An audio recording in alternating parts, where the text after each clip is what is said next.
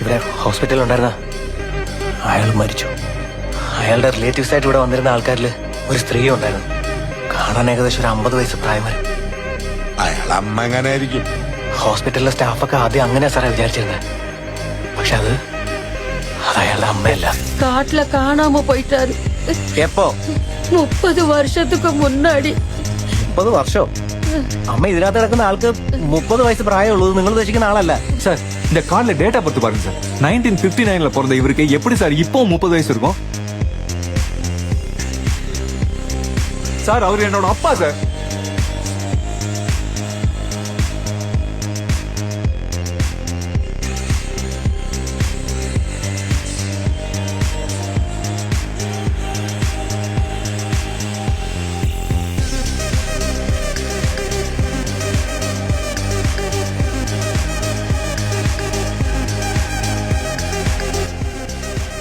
അവരിപ്പോഴും ഇതിനകത്ത് കിടന്ന് കറങ്ങുന്നുണ്ടെന്നുള്ള കാര്യം പറഞ്ഞ സാറ് വിശ്വസിക്കൂ? ഇതിൽ നിന്നും പുറത്തേക്ക് ഇറങ്ങാൻ ഒരു ഒറ്റ വഴിയുള്ളൂ സാറേ. ഞാനും സാറും ഒക്കെ ഇവിടെ വരാൻ കാരണമായ ആ ഒരു സംഭവം അത് നടക്കരുത്. അതല്ലാത്തടത്തോളം കാലം നമ്മൾ ഇതിനകത്ത് കിടന്ന് കറങ്ങിക്കൊണ്ടേയിരിക്കും.